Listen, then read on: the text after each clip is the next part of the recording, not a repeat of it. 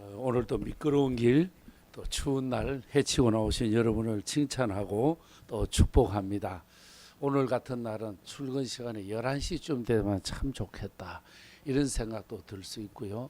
또 제가 목회만 하고 또 목사님으로만 살아오다가 요즘은 와서 사장님 그러니까 아직까지 이게 귀에 익숙하지가 않습니다. 평생 목사 소리만 들어봤더랬거든요. 그런데 여기 와서 시천에 와서 감동받고 놀라운 것은 여러분의 믿음 생활입니다. 어떻게 매일 아침 8시 30분에 나와서 예배에 오시는지, 자, 여러분들을 보면 너무 소중하고 천년 기념물 같고 보배로운 분으로 느껴집니다. 왜 그러냐면은 제가 은혜 받고 신학교를 갔잖아요. 목사 되기 위해서 갔고 기도하기 위해서 갔고 또 열심으로 순교라도 하겠다고 그런 각오를 나갔는데, 신학교 가서 제일 먼저 부딪히는 게 뭐냐면 예배예요. 예배. 신학교 예배가 얼마나 많은지 몰라. 자, 첫째, 어린 나이 19살인데 새벽 기도를 가야 되는 거예요. 또 새벽 기도를 가서 교실 앉으면은 이 교실 그부들끼리 또 예배를 보고 시작해요. 예배를 드리고 시작해. 그 다음에 2시간 수업하고 나면 채플이 있는 거예요. 또 채플 갔다. 그리고 나면은 어떻게 하느냐, 기숙사에 있으니까 사생회 예배라 그래가지고 기숙사생도끼리 또 예배를 봐. 잠들기 전에는 호실 예배라고 그래서 기숙사 한 방에 4명이 있는데 4명이 또 둘러 앉아가지고 찬송. 하루에 예배가 5번 6번 몸서리 나도록, 야, 또 예배냐, 골 때린다, 진짜 미친다, 환장한다, 이 정도로 예배가 참 많아뜨렸습니다. 그때에 참 철부지했고, 나중에 지나면서 은혜 받고 보니까 이 예배가 내게 부담이 아니라 삶이었구나 하는 것을 느끼게 되었습니다. 왜냐하면 우리가 하루 일어나면 기분이 좋든 안 좋든 간에 밥을 먹지 않습니까? 아니면 물을 마시지 않습니까? 물을 마시고 밥을 먹는 것은 삶의 가장 기본이고, 이것 위에 나머지 일들이 쌓여져 가야 되는 거거든요. 그래서 나중에 신학교 졸업하고 목회를 하면서 왜 예배가 신학교 때 그래 많았느냐 보니까, 목회를 해보니까 이해가 되는 거예요. 목회를 해보면은 하루에 예배를 제가 제일 많이 드릴 때 16번 드려봤습니다. 왜 그럴까요? 새벽 예배에다가 그 다음에는 교인들 가정에 신방을 하잖아요. 15가정 신방만 해보면 하루에 예배가 16번 되는 거예요. 아하, 가장 기본이 예배였구나. 가장 기본된 예배를 계속 쌓아놨더니 이제서야 이해가 되었구나 해서, 예배는 가장 기본의 삶이고 우리 삶의 출발이 예배구나 하는 것을 느끼게 되니까 예배가 즐거워졌고 고마워졌습니다. 그래도 얼굴이 안 펴지는 여러분, 앞으로도 예배를 통해서 얼굴이 더 밝게 펴지는 축복의 하루가 되기를 주님 이름으로 축원합니다. 더 나가서 또 예배는 하나님과의 교통이잖아요. 여러분, 문자를 보냈는데 문자에 답이 안 오고 씹어버리면은 나를 무시하냐 생각할 수도 있고, 씹는 사람이 얄미울 때도 있지 않습니까? 저는 딸이 미국 뉴욕에 있습니다. 이제 딸이 그리우니까 아버지가 카톡을 보내는 거예요. 이거 인간이 답을 안 해주는 거예요. 씹어버려. 그래서 아버지는 딸을 그리워하면서 좋은 말도 쓰고, 어떨 때는 성경 기절도 가득 담아가지고 문장을 한 10줄 이상 막 만들어서 보내는데, 이것이 답을 안 하는 거예요.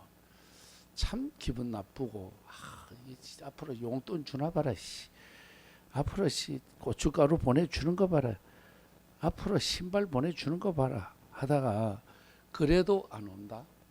그래서 어떨 때 오는데 감사합니다, 요거 하노.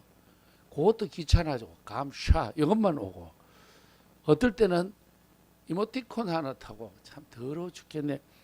나는 마음도 보내고 물질도 보내고 문자도 카톡도 내용을 그냥 이빠이 만들어 보내는데 답이 안 오는 거예요.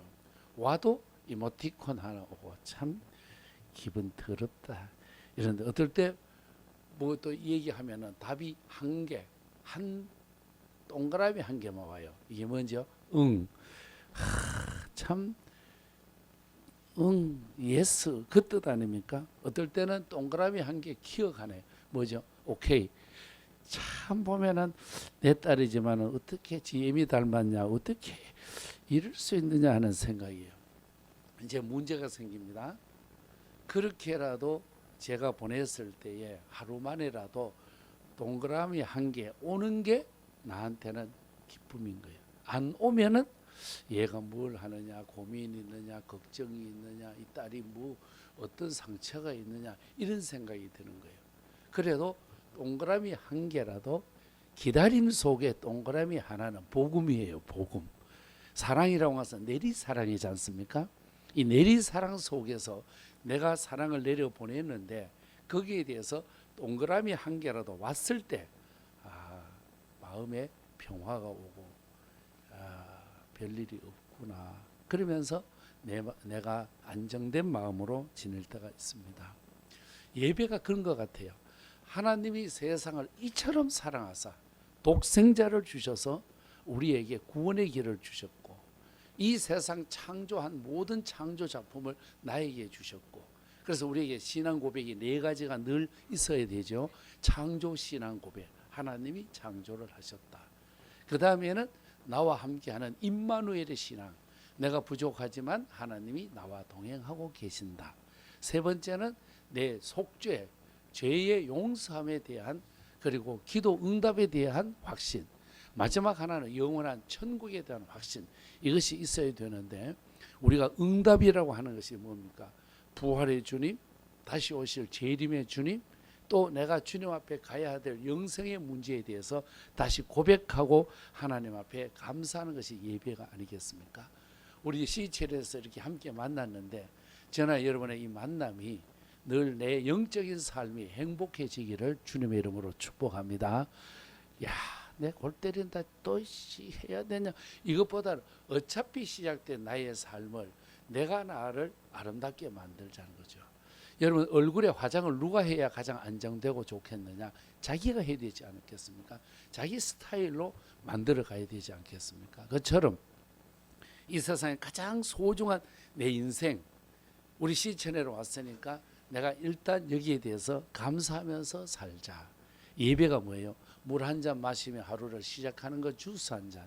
아니면은 맥모닝 하나 가지고 시작을 하듯이 우리는 하나님의 영의 양식을 받고 출발하니까 여기에 대해서는 막 기쁨도 있지만 여러분 누가 빵 먹으면서 기쁘다 미치도록 기쁘다 한장한다 너무 좋다 너무 좋다 그럴 사람도 있겠습니까? 때가 됐으니까 먹는 거고 때가 되니까 마시는 것처럼 예배가 그렇습니다. 어떨 때는 감격도 있지만은 어떨 때는 그냥 눈을 감고도 드릴 수도 있고 하지만은 예배는 예배하는 것이 내가 해야 될 스타일이고 내가 하나님 앞에 영광 올려드리는 길이 아닐까 그런 고백으로 오늘 시작했으면 좋겠습니다. 그래서 저는 일을 맡으면서 여러분과 함께 이 자리가 행복했으면 좋겠다. 복잡하고 여러 가지 일들이 있지만 복잡한 거는 어때요? 헤쳐나가는 것이 재미있어야 되고 쉬운 거는 쉬워서 재미있어야 되고 그 다음에 동력자가 만났으니까 사람은 여러분 다 다르잖아요. 그런데 다를 것뿐이지 틀린 건 아니지 않습니까? MBTI 유형검사에서 여러분 다 해보시면 일단 16가지가 있잖아. 혈액형도 뭐 몇 가지가 있지 않습니까? 그 다음에 MMPI라든지 이런 것들을 보면은 또 애니어그램 이런 데 보면은 여러 가지의 유형이 있는데 저분은 그런가 벼 하고 넘어가야 내가 행복하지 그렇지 않으면 나는 불행해질 수밖에 없는 거예요. 이런 우리의 행복한 대열 속에 우리를 복잡해하는 것이 하나 있습니다. 오늘 성경에 나오는 일들입니다. 이스라엘 백성들이 종노릇하는 애굽 사회 속에서 자유함을 얻은 거예요. 근데 이들은 자유가 뭔지를 몰라. 왜 그러냐? 태어나서 보니까 노예였고 태어나서 보니까 그런 생활이었기 때문에 오히려 그 자리가 익숙했습니다. 그들에게 주어진 애굽에서 나오는 해방은 복 중에 복이고 은혜 중에 은혜였거든요. 근데 이 사람들은 여기에 대해서 일단 해방은 받았고 자유함을 얻었지만은 익숙한 생활과는 멀어져 버린 거예요. 익숙한 생활에서 떨어져 나오니까 불편한 거예요. 거기에서 오늘 여기에 대해서 원망하고 짜증내는 것이 오늘 본문의 말씀입니다. 이럴 때 하나님은 모세와 믿음의 사람들을 통하여서 너희는 가만히 있어 여호와의 구원하심을 보아라. 오늘 주신 말씀에서도 보면은 13절에서 모세가 백성에게 이르되 너희는 두려워하지 말고 가만히 서서 여호와께서 오늘 너희를 위하여 행하시는 구원을 보라. 너희가 오늘 본 애굽 사람을 영원히 다시 보지 못하리라. 하나님께서 모세를 통하여 말씀을 주시고 나가는데 이들이 흔들리는 거예요. 그런데 왜 흔들리느냐? 오늘 말씀의 요점이 이거예요. 왜 흔들렸느냐? 군중 심리 때문입니다. 불평을 한 사람이 하면 두 사람으로 금방 번져가고 세 사람으로 금방 번져가도록 되어 있습니다. 제주도에 귤을 택배로 받아가지고 두면은 그 안에 썩은 거 하나 있으면 엄청나게 속도가 빨라지는 거예요. 아하, 썩은 거 하나가 썩지 않은 싱싱한 것도 썩게 만드는 것처럼 오늘 내 주변의 삶, 내 팀워크 이루고 있는 내 멤버십 안에서의 삶들이 자칫 잘못하면은 군중 심리에 의해서 불평의 요소로 나가게 되면은 그 불평은 여러분 어때요? 곡식밭에 잡초와 같아서 가만두어도 잘 자라고 가만두어도 잘 번져가도록 되어 있다는 것입니다. 우리가 이 세상 살아가면서 정말 믿음 안에 살아가야 되는데 하이름 스미스라고 하는 사람은 이런 불평과 원망과 짜증 속에서 우리가 가야 할 것이 뭐냐? 거기에서 자기가 자기를 따라가면은 연약하고 방향을 잃어버리기가 쉽다. 이 스미스는 항상 표대를 향하여 나가야 되는데 그 표대의 중심이 누구냐? 우리 구주 예수 그리스도라고 하는 것입니다. 이런 군중 심리 속에서 불평 요소로 키워가며 비판하는 사람, 또 짜증내면서 원망하면서 살아갈 수도 있습니다. 저도 목회 현장에서 겪은 일들인데 교우들 중에서 보면은요, 이 불평하는 분은 계속 불평해요. 그 천성이 그런가 봐.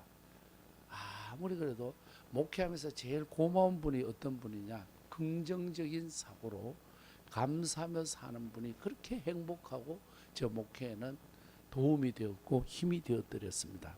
오늘 주신 말씀에서 내가 군중 심리 속에서 흔들릴 수도 있고 내가 그날 컨디션에 따라서 원망하고 불평할 수도 있지만은 여기에 휩싸이는 것이 아니라 너희는 여호와의 인도하심을 보아라. 힘들고 어려울 때 성경 볼 마음이 생기겠습니까마는 그래도 성경 한 절을 붙들고 자꾸 이렇게 묵상해 보면 오늘 같으면은 여호와 구원하심을 바라보아라. 너희는 가만히 있을지어다. 요 짧은 기절 하나를 가지고 자꾸만 우리가 되새기고 자꾸만 반복으로 우리가 묵상을 하면은 여러분 요 믿어지는 말씀이 내게 능력을 주는 거예요. 이런 말씀이 있습니다. 성경은 31,173절이잖아요. 믿어지는 말씀만 믿어라. 믿어지지 않는 말씀은 믿지 않아도 된다. 왜냐? 믿어지는 말씀만 믿어도 믿어지는 말씀이 믿어지지 않는 말씀을 해석해 주는 날이 오느니라. 바로 믿어지는 말씀이 믿어지지 않는 말씀을 열어주는 열쇠라는 거예요. 내게 좋은 말씀, 여호와의 인도하심을 바라보아라. 요 한 절, 너희는 가만히 있어 여호와의 구원하심을 보아라. 내가 막 안절부절하고 불평한 여러 가지 이야기, 원망과 짜증나는 있지만은 하나님이 또 어떻게 인도하실는지, 누구를 통해서 이끌어 주실는지, 내가 묵상 중에 이끌어 주실는지, 대화 중에 이끌어 주실는지, 이끌어 주시는 하나님의 섭리를 믿으면서 우리 시채널의 직장이 행복한 직장, 하루 출발이 행복을 가지고 출발하고 또 하루 생활 속에서 여호와의 인도하심 속에 여러분이 재미있고 즐겁고 여러분 기왕 만났으니 옛날에 우리 노래처럼 기왕에 만났으니 잘 살아봅시다. 이런 말씀처럼 우리 여호와의 구원을 바라보면서 승리의 하루를 살아가는 저도 여러분들도 되시기를 주님 이름으로 축복합니다.